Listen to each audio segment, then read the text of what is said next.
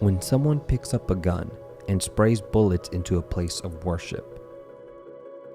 When someone drives their vehicle into a crowded public space. Or someone detonates explosives at the finish line of a marathon. When someone burns down a place of worship deliberately or murders their co-workers at a holiday party. Law enforcement, government officials, and the public are left in the aftermath with the same gut-wrenching questions. How could this happen? Why did this happen? And how can we stop it from ever happening again? What we do know from the outset is that historically, numerous violent extremist groups and movements have operated in the United States. For the next hour, we will try to get some answers by focusing on these two violent extremist movements.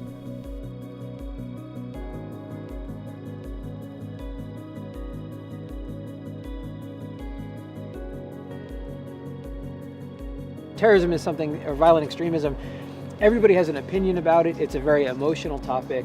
What can we say about it just through pure data so that we can demystify this a bit? The last 6 or so years of terrorism have been the most lethal years of terrorism on record, dating back to 1970. The majority of those attacks are focused on a couple of countries, right? So the global numbers are off the charts, but then you drill down and you realize, but they're happening primarily in 5-6 countries, and those are conflict zones. Those are countries that are in the midst of a civil war or an interstate conflict. And so terrorism actually happens somewhat rarely outside of conflict zones. In the United States, terrorism is a pretty rare phenomenon. It doesn't happen all that often. It should not drive our day-to-day decision-making as individual civilians. It shouldn't be the thing that we think about most. We should think about driving safely in our cars, right? That's what we should think about and worry about. In many cases that we've seen, and the statistics all show that in calendar year 2017, nearly 60% of the murders and homicides that were committed in the name of extremist violence in the US were committed in the name of an ideology associated with white supremacy or white nationalism. Now, in the year just prior to that, in 2016, we saw a significant spike in the lives that were taken or in murders or homicides committed in the US at the hands of an ideology that was inspired by Islamist extremist groups like ISIS and Al-Qaeda and others, and that was the case example of the Orlando nightclub shooting. And so there is a real and persistent threat of terrorism and violent extremism in the US, but what the statistics have shown us over in the course of the past roughly 15 to 17 years in the post-9/11 period is that while it ebbs and flows, there remains a consistent threat by white supremacist, white nationalist types that have committed a significant amount of terroristic activity in this country for the better part of the past 50 years. If you're talking about anything related to what we call black flaggers, so Al-Qaeda, ISIS, Shabab, Boko Haram, any of those related groups, we're talking about 450 cases, give or take a few, since 9/11.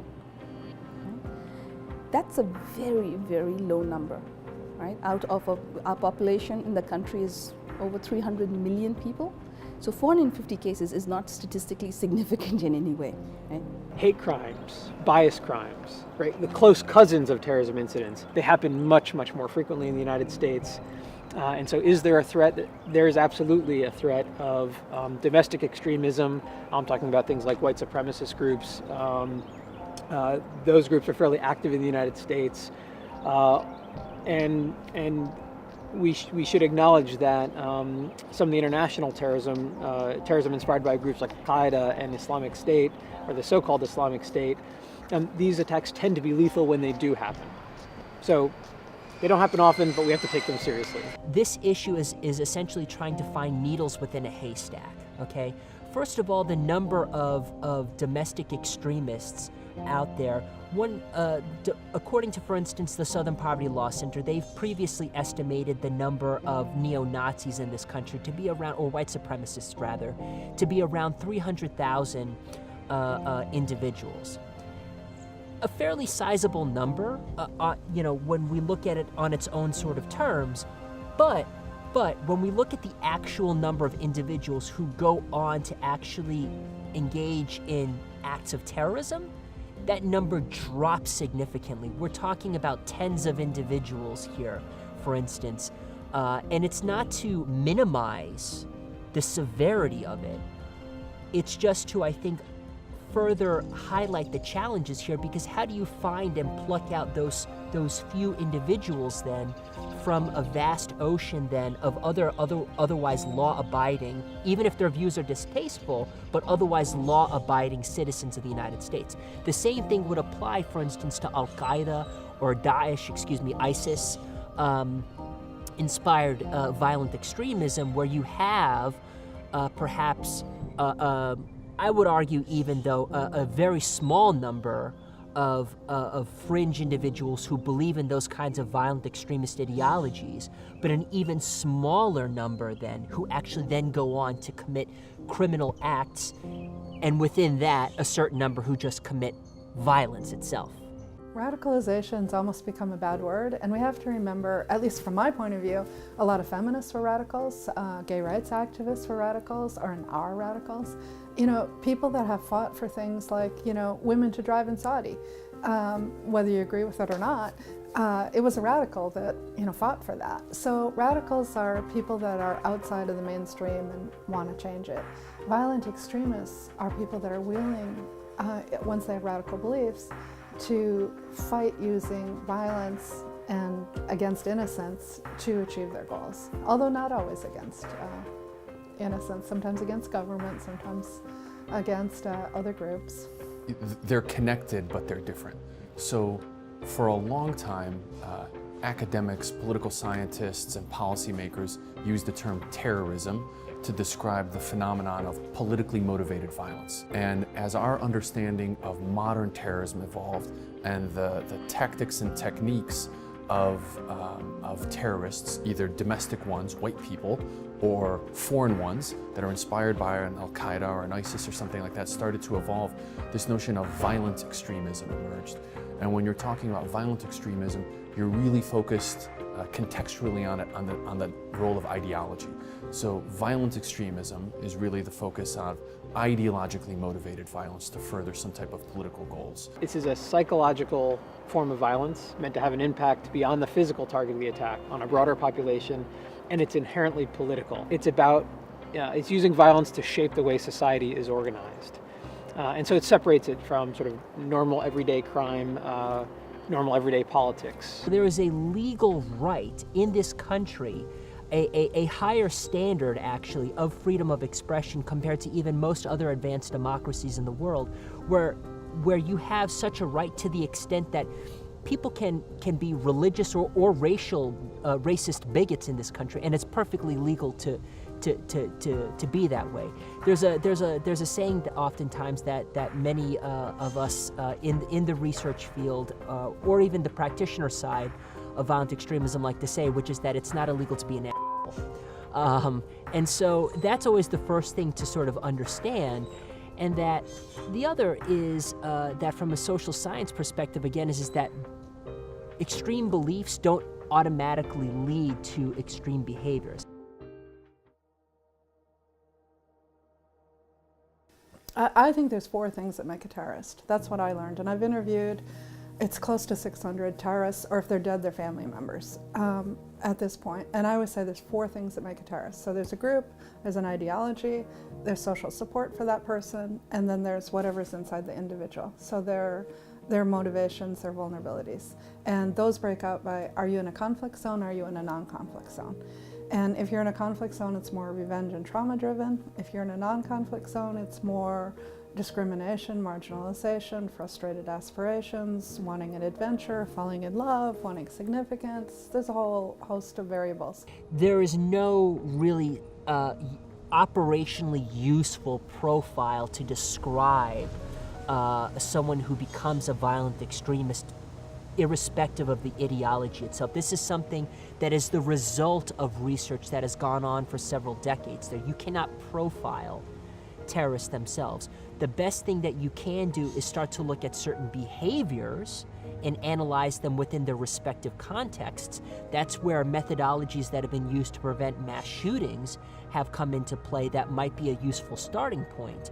But even those methodologies that are used for those kinds of things, they explicitly say we do not engage in profiling of particular individuals. There's no single demographic background that's there because there's no science to support that kind of a thing. And what we're seeing is people across every demographic, every age group, every socioeconomic levels, education. There is ethnicity, religion, you name it. And there are no profiles, because what we're talking about, if you go back to why they are saying they are joining, these are issues, again, issues of belonging and purpose and significance and dignity and control. Those are things which every one of us has faced at some point in time, right? Who am I? What am I going to do next? How am I going to make a difference? But that's not exclusive to any one group. One stereotype which has existed is that, well, they're poor, right? And then if you think of how many poor people there are, being poor doesn't make you a murderer. Just doesn't. There's no causality there at all. So when research has been done, they found actually relative deprivation, right, where you're talking about injustice is being done, that can create vulnerability, but even that is not causal, right? So it shifts. Being poor is not a marker, but then poor is not specific to any one geography, context, ethnicity, religion, and nothing. You have to look into the ingredients that create violent extremism. It is not only ideological. It's a big mistake. People think only ideological. People read the Holy Quran and then they say, we're going to do this. You have 1.6 billion people who are Muslims. Are you telling me that they read in their book every day to do something crazy, to blow themselves? It is about the condition that create violent extremism. The condition varies from one place to another place. There is no one size fit all. One of the biggest mistakes is that people try to create a profile. Person long beard, have to be worried about them. You have people long beard that are Jewish, Sikh, and Muslims. All of those people have long beard. You have people with turban, people. None of the 19 hijackers has beard. If you look at the demographics of the group that led the Tiki Torch March in Charlottesville, Virginia in August of 2017, that's mostly a group of 18 to 30-year-old white males with a couple females who are associated with that particular exercise of white nationalism or white supremacy, as it's often been labeled. On the flip side, if you look at from the early 2014 period through today, and you look at the level and statistics associated with the recruitment and radicalization of ISIS-inspired recruits, you do see a mix of gender, you do see a mix of socioeconomic status, you do see a mix of education levels. And so when answering the question of how do you stop or how do you prevent radicalization and recruitment by terrorist groups, there's not a single demographic. It's overwhelmingly male, it's overwhelmingly Caucasian, and it's overwhelmingly in the kind of 18 to 30-year-old bracket, however, not specifically. We have seen lots of instances of young women who have been radicalized and recruited by ISIS, Al-Qaeda, and associated groups, and we're increasingly seeing numbers of young women who are recruited and lured in to white supremacist and white nationalist ideology by Richard Spencer, Identity Europa, and other kind of white nationalists in this country as well. So it's not a singular answer to the question, it's really a mix, but we have seen a number of patterns and trends. The science would essentially say there's no single factor nor a single pathway that puts someone that leads someone to enter into extremist violence. Young guys are a lot of talk, and they do want to appear masculine.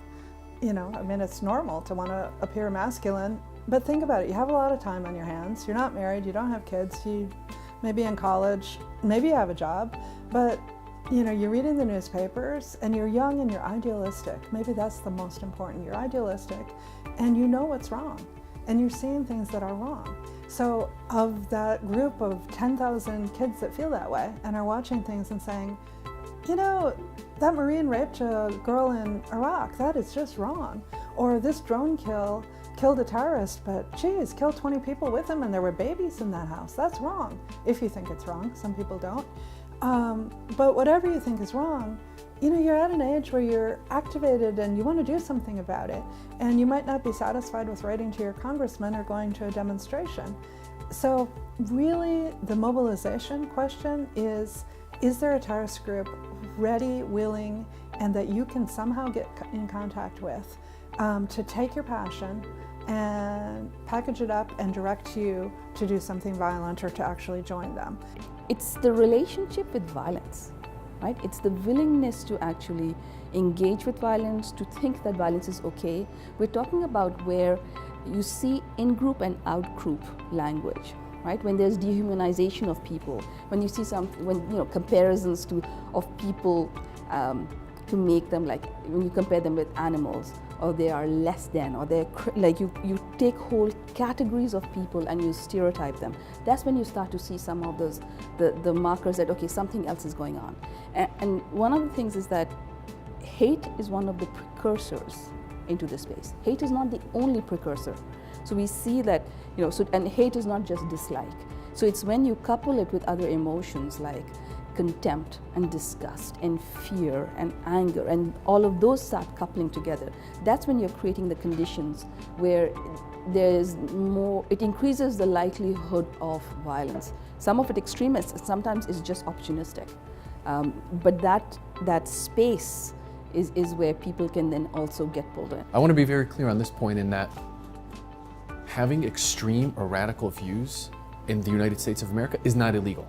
It's not illegal at all. You can have extreme views. You can be extremely fervent in whatever religion or whatever ideology or whatever belief or kind of ideology you hold. And that's okay, and we have a First Amendment. And that's what makes America great, and that's what protects us and sets us apart from really every other democracy and every other country in the world. But it's that, the word you used, it's the mobilization period.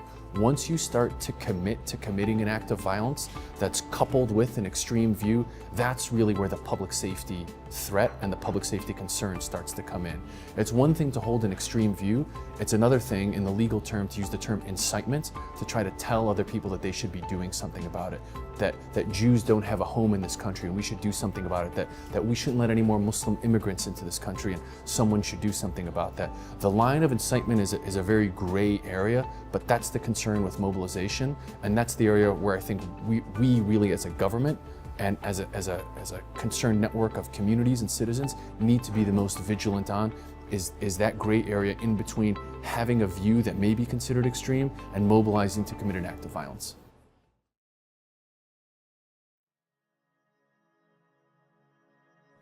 Following the shooting, we were doing all we can just to carry on and really help not only ourselves but the other families who have been affected by this. Most of them lost the major breadwinner of their family, so raising money for them and just doing our part to heal not only us but heal a broader community in Oak Creek.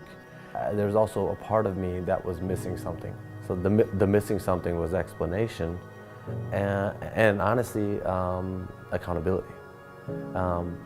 During this time the shooter killed himself. There was not much explanation from law enforcement. They weren't really ready to share why, what, who, who this person was.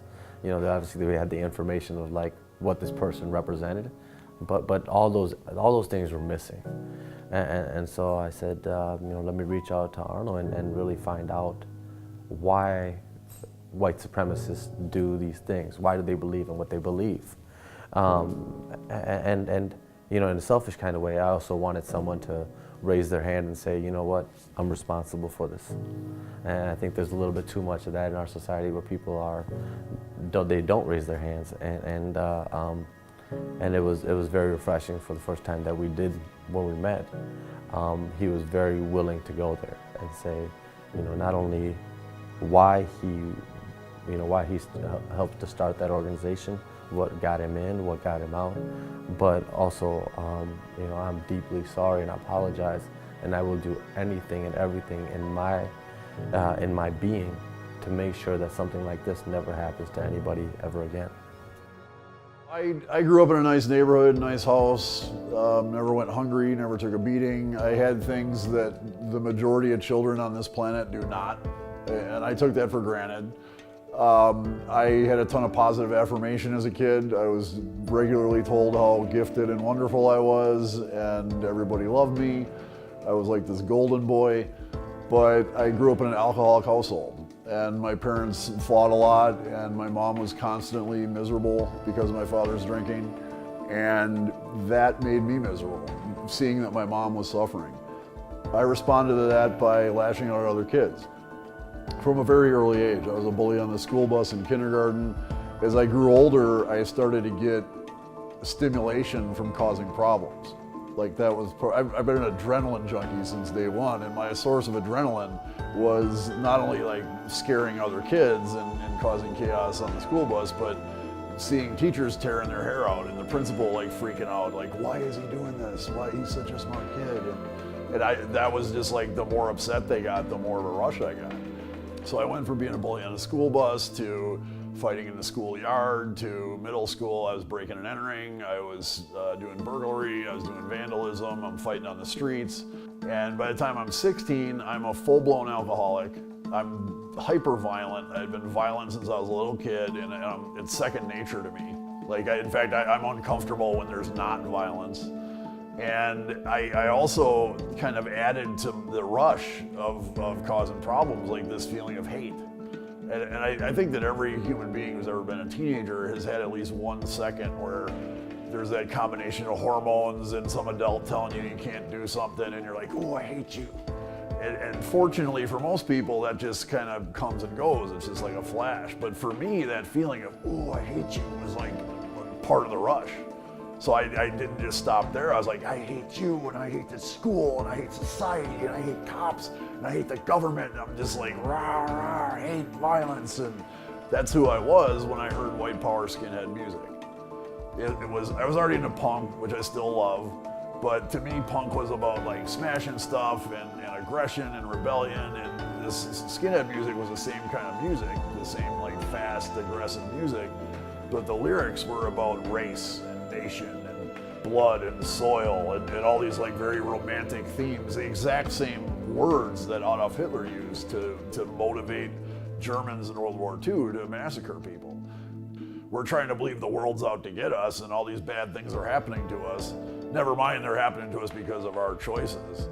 But we took that as validation of the ideology. So I went from being just like this drunken hooligan thug who's looking to get in fights to becoming someone who considered themselves at war with the US government and at war with the Jewish power structure and all these ominous forces that I believed were running society. And our skinhead gang started out as just a few of us, but we later got involved in the early stages of what today is known as Hammerskin Nation, and that's the largest organized white power skinhead group on the planet Earth. The entire thing was not like my brainchild. It probably would have existed had I never, but I was involved in the early days of organizing it and recruiting people into it. So nowadays, when violence is perpetrated by this group, I feel a great deal of responsibility. And speaking of which, Wade Michael Page, the man who murdered Pardeep's father and 5 other people, was a member of that group.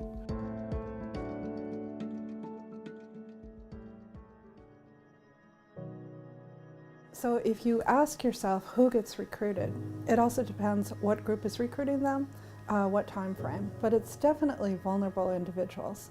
And if we look at ISIS, the way ISIS is recruiting, they're using face-to-face. So face-to-face is going to go on who you know. So if you're the recruiter, you're going to recruit your cousin and your brother and everybody that's close to you and who you get exposed to. In terms of who's targeted, there's lots of different answers to that question that are all partially correct, right?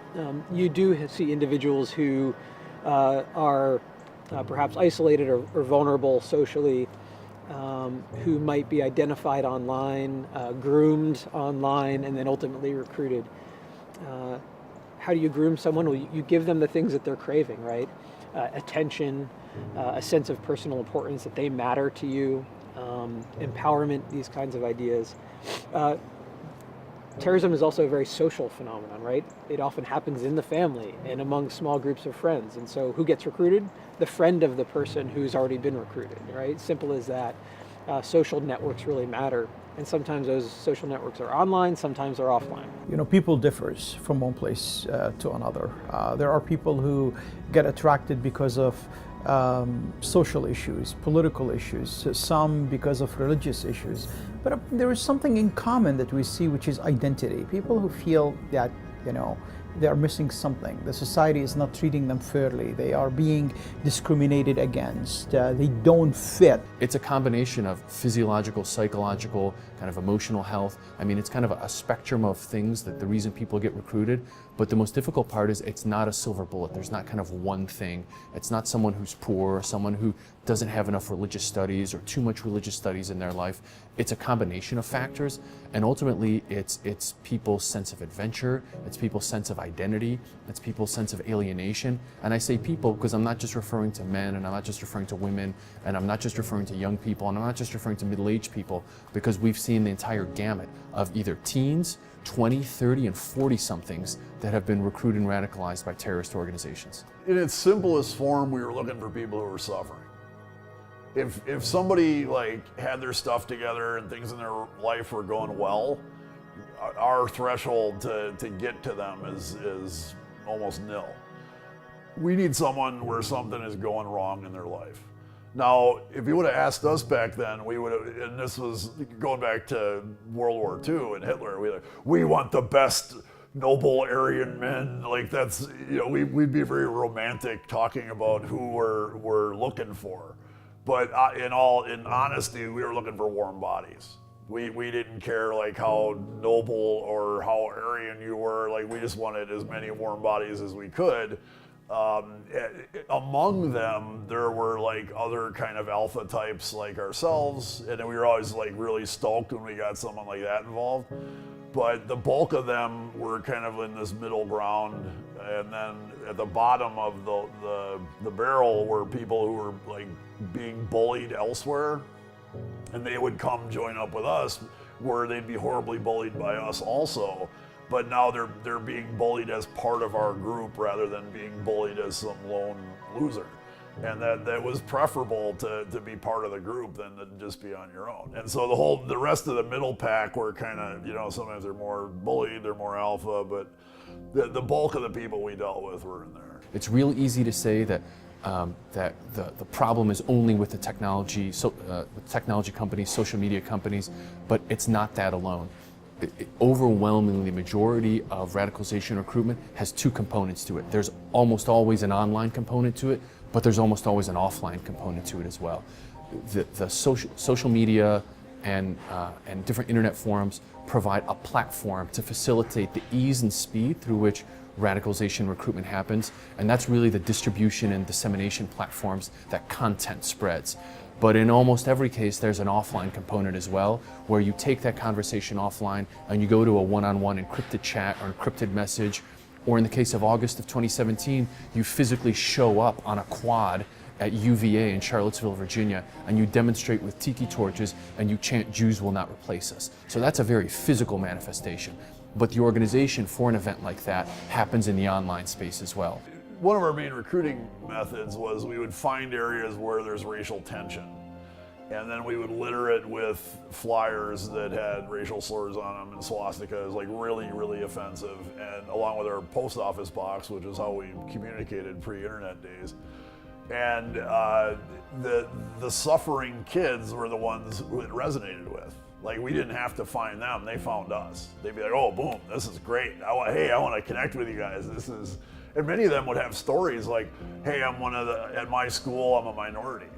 Like, it's all black kids. I'm one of the few white kids. I get beat up all the time because of it." Like, sometimes it was very plain, and we're like, excellent. Yeah, that's exactly what we were looking for, is when that kind of thing would happen. Once they would come hang out with us, it was basically like, it was all rampage drunkenness. Like, we would bring them up to whatever hovel we lived in, we'd get them rip-roaring drunk. We would tell them all these war stories about how we would go out and beat up people and make it sound like we're superheroes for doing it. And for a kid who's getting beat up, like, this is like, oh, these guys are awesome. Like, I want to be with these guys. It's not just kids. There's a misconception, I think, in the media that it's really only youth that are at risk and vulnerable. And depending on which ideological milieu you're talking about, the average age of exposure of a white supremacist in the United States, meaning the age where they do something to sort of get on our radar, right? Engage in an act of violence, get arrested for a potential act of violence, mid-30s. Music was definitely the kind of pathogen. Music was the means, the prime means of infecting people with that ideology and also helping them practice it. Because like when you're listening to music, basically you're practicing the theme of that music every time you listen to it. I think music is still an important part, but I don't think it's like the sole factor that it used to be. Nowadays, I think memes, I think misinformation campaigns, the comments section of any given piece of internet content, 4chan, Reddit, places like that, where these purveyors of that ideology can kind of like validate each other and hype it up and keep it out to hit more people. That's really like become the main avenue of its delivery. We found that among individuals who engage in violence to support a terrorist organization or a violent extremist movement, as opposed to those who are supportive but only engage in non-violent acts to advance the movement, right? So what is shared among those people who actually engage in the act of violence? It's a sense of victimhood, collective victimhood, that the group that they claim to be fighting for is under siege, is victimized. That might be the Muslim community is under siege and being attacked by the United States government and Western powers. That could be the white race is experiencing a genocide in the United States, and soon there will be no place for white males in the United States. Right? White genocide is a victimhood narrative in the U.S. The war on Islam is a victimhood narrative put out by these extremist organizations. And we find that those individuals who act out violently in the United States, nearly all of them have adopted this sense of collective victimhood. What we're seeing is that in the online case, the content is used to draw people in towards the network. So the content becomes the gateway into the network. And in offline processes, it is actually the network that is pulling people towards content, which means that in today's age, it's not an either or. You have an offline or an online strategies or responses. You have to do both because we live in that space, which is mixed, everything is combined. But there are different modalities that we are seeing, different dynamics, and that just has to be considered. If you're recruiting over the internet, what ISIS does is just blanket the internet with videos, and then they wait, and social media really helped them. They wait to see who retweets, who shares, who distributes. Okay, now I've got somebody on the hook. I know who you are, unless you're using a fake profile. I can contact you, and I can get in a conversation with you. So if you ask yourself, why did my friend get recruited and not me? Well, maybe he retweeted these days. This wouldn't have been true with Al-Qaeda. But now with social media, maybe he retweeted and then they just, caught him on direct messaging and, hey brother, what do you believe? And this is what's going on in Syria. It's really bad. Assad's horrible. People say we're horrible, but what is Assad doing? Raping women, his soldiers, the human rights and atrocities coming out of Assad, nobody can argue with them. So they just hook you with real things and they try to find out, what do you need? Are you a lonely girl that needs a boyfriend? Are you a guy that needs an adventure? Their strategy oftentimes has been to flood the internet with a lot of messaging. Oftentimes what they will do is put out these incredibly grotesque or really controversial and really flashy videos that will gain a lot of people's attention that everyone already knows about. Slick is the term that a lot of people like to use as well. They'll put out a lot of slick propaganda, very high definition videos, very sort of high intense graphic magazines and things like that. Al-Qaeda used to do a lot of that with its magazines as well. And what would happen is that the purpose for them of the propaganda was to essentially act as glorified clickbait, essentially. And what it would do is it would get people curious to then start to actually talk to Daesh supporters, interestingly enough. And the best people that they would try and go after would be the religiously illiterate, people who were Muslim but only in identity, not necessarily by religious knowledge and education per se. And then of course people who were also emotionally vulnerable. Once this dialogue and conversation would start to happen between a recruiter and a recruitee, the recruiter would then message a bunch of their other ISIS buddies and cheerleaders, and they would basically start flooding the potential recruit with a bunch of messages of, hey, how's it going? Nice to meet you. We'd love to chat with you. Do you want to hang out with us? Maybe talk with us, blah, blah, blah, blah, blah. They're essentially trying to form a community around this individual. It's a lot of emotional predation that's taking place.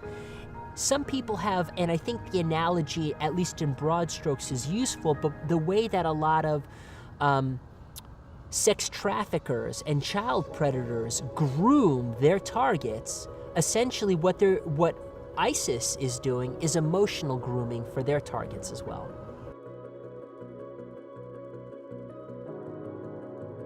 Prevention should be like every other public health issue. Then, so we can inoculate against it, we can tell kids what they're likely to run into, and we can tell their parents. A lot of parents, a lot of imams have no idea of what's out there on the internet and what might trap their kid.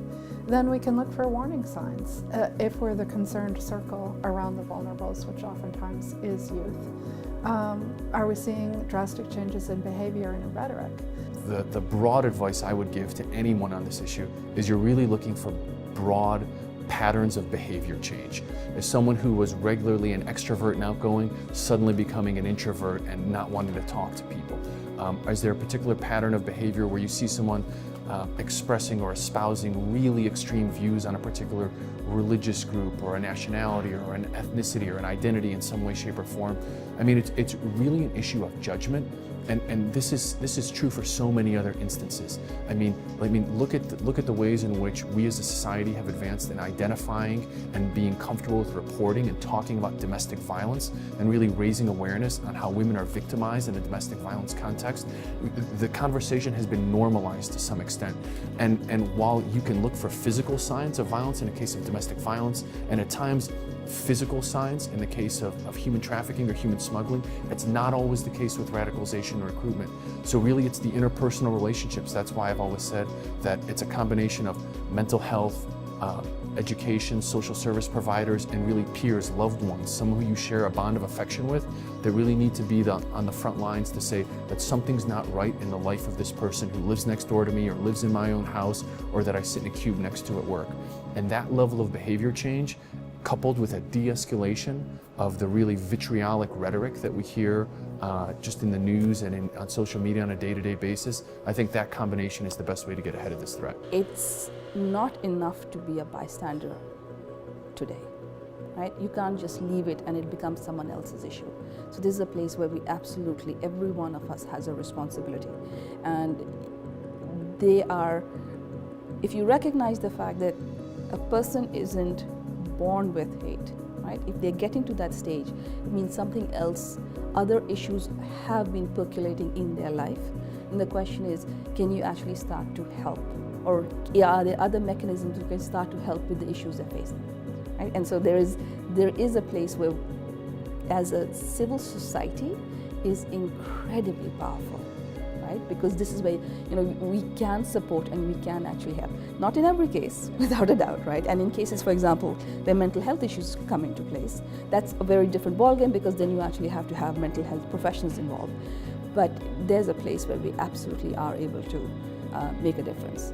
In our radicalization data set, which has 1,876 individuals across ideologies and back several decades, about 10% of the individuals in there have some sort of documented or suspected history of mental health issues.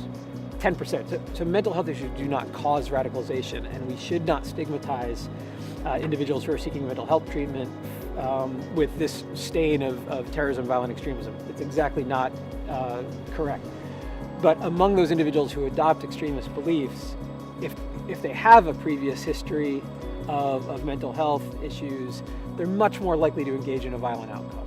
So it sort of makes sense, right? If someone has some sort of trauma in their past or some sort of documented mental health concern, and then you add this really, potent violent ideology to the mix, negative things could happen. Similarly, individuals with a criminal record before they radicalize are much more likely to engage in violent outcomes afterwards. Making sure that our probation system and our criminal justice system understands the risks of violent extremism is important, and trying to prevent people from incarceration in the first place might be useful as well. Because there are multiple issues that are often at play, is then to say that you need to have what we would call a multidisciplinary approach. You need to have people with different specialized backgrounds to come together, sometimes literally around a table, whenever there are cases where you literally will get phone calls and say, okay, how do you assess this kind of a situation? How do you approach it?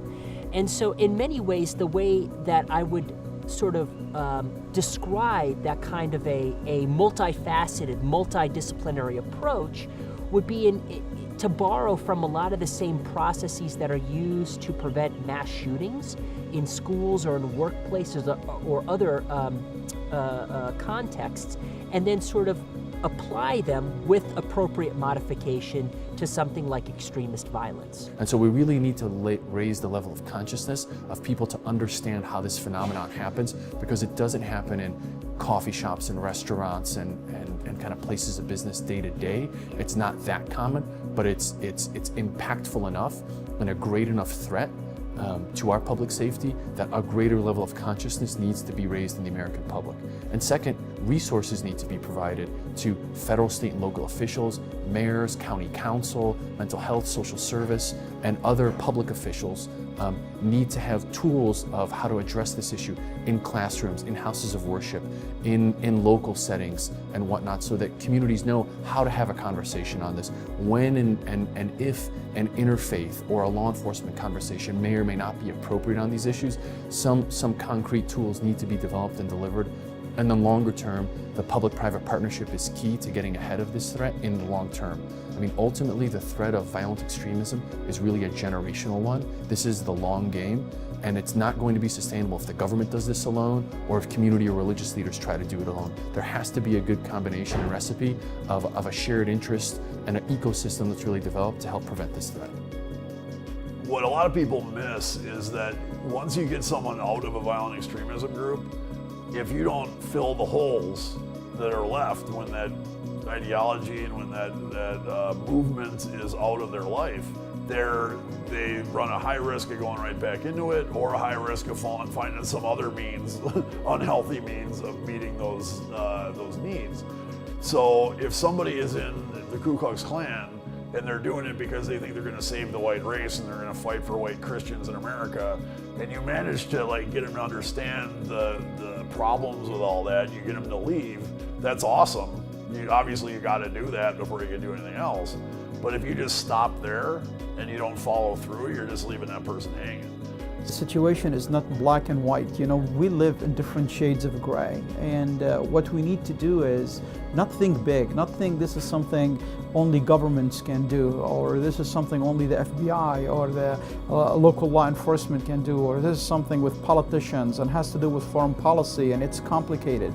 No, it's something that you can do, because most of the extremism that we see, most of the violence that we see around the world starts with an individual who have an identity issue, and being there for that individual might change the world.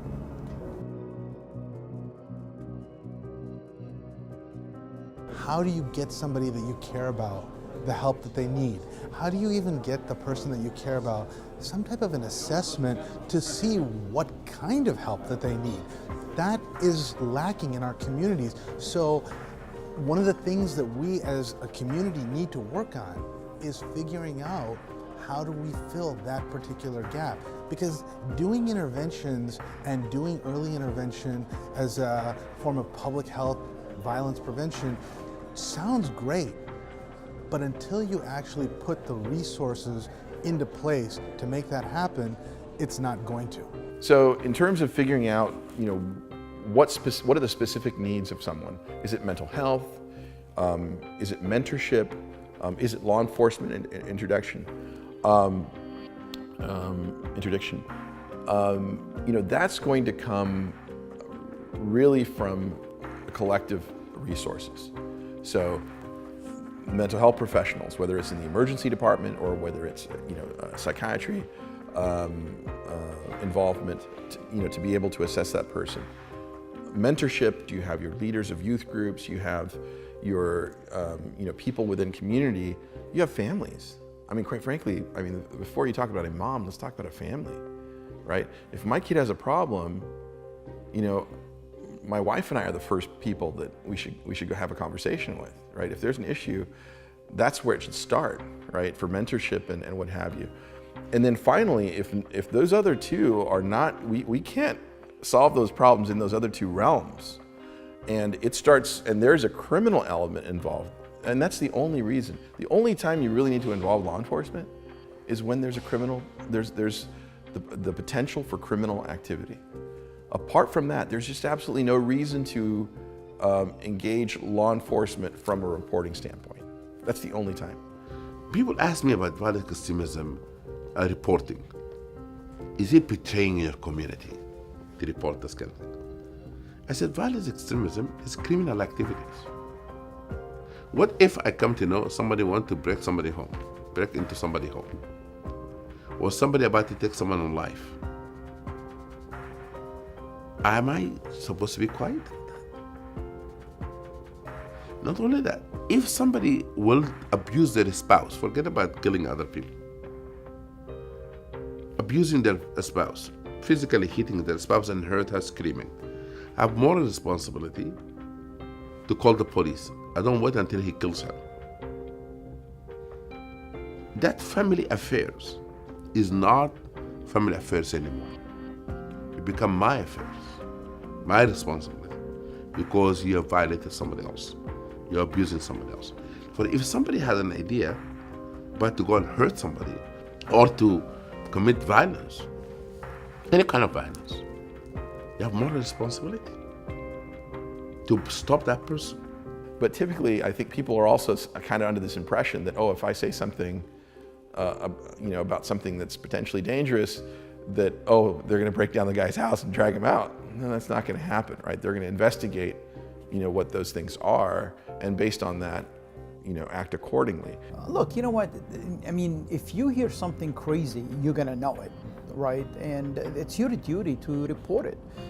You might report it to a friend. You might report it to, your local FBI office, or if you're not comfortable in dealing with the FBI, you go to the local police in your neighborhood. Maybe you know the policeman in your neighborhood. You know the folks in your precinct and so forth. But it's your job to report it because it's going to be on your conscience. If this guy went and carried out what he's talking about, it's going to be on your conscience. Like, imagine you're sitting with a guy who said, I'm going to go to a black church and shoot all these black people who are in the church, like Dylan Roof did, and then you don't know anything, you don't say anything about it, or you don't tell anyone about it. Or I want to go and blow up a subway in New York City, and you don't say anything about it. Most probably it's baloney, but you will never know. Let the professionals know if it's baloney or not. Let them decide. The FBI and the law enforcement community has always used confidential human sources and informants to investigate terrorist plots, whether that was the KKK or more recently the so-called Islamic State and Al-Qaeda plots. And so I think this is a necessary tool in the investigation toolkit.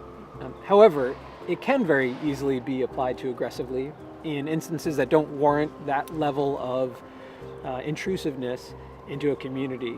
And in those instances, what might be expedient from a tactical point of view can actually be counterproductive in the long run.